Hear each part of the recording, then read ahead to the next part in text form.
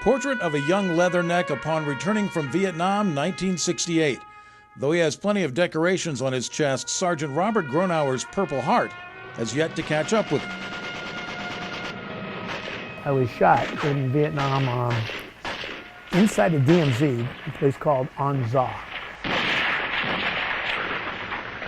We went from here right across here, and it's hard to see now because it's 50 years later, but you could see it when I shaved, and you could see it when I showed it to you. But 1 millimeter more, and I probably would swallow the bullet. But Sergeant Gronauer did not swallow a bullet that day in February of '68. He rotated back to the world, as grunts in Vietnam called the U.S., and spent the next half-century serving his community, first as cop, then as constable. A collection of Metro ID photos shows his progression from rookie to retirement. But of all the memorabilia that surrounds him in the office of his private investigation firm, this framed letter with a bit of metal on the bottom is among the most cherished.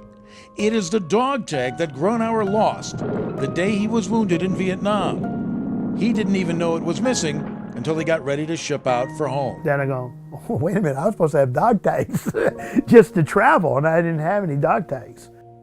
40 years later, Gronauer gets a letter from a group called Tours of Peace. The group arranged tours of Vietnam as part of a healing process for Americans who fought there. The group collected personal effects found on battlefields and in trinket shops in Southeast Asia. After confirming Gronauer's service, the group sent him a small package. Inside the package was a white cardboard box. Open it up, and there's a blue felt box like a regular ring box. I open it up, and the dog tag that I lost in Vietnam, or was found in Vietnam, was in this slit. Wow, you get a flood of emotions. I mean, all kinds of things. You know, this is a very personal item.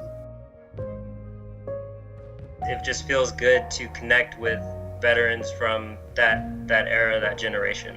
Dwan Copeland is a student veteran at the University of Arizona, which took over the project to restore dog tags to Vietnam vets after the founder of Tours of Peace decided to cease operations. Once we heard the story of what they were trying to do, what they wanted the future of this project to look like, it seemed like it was right up our alley.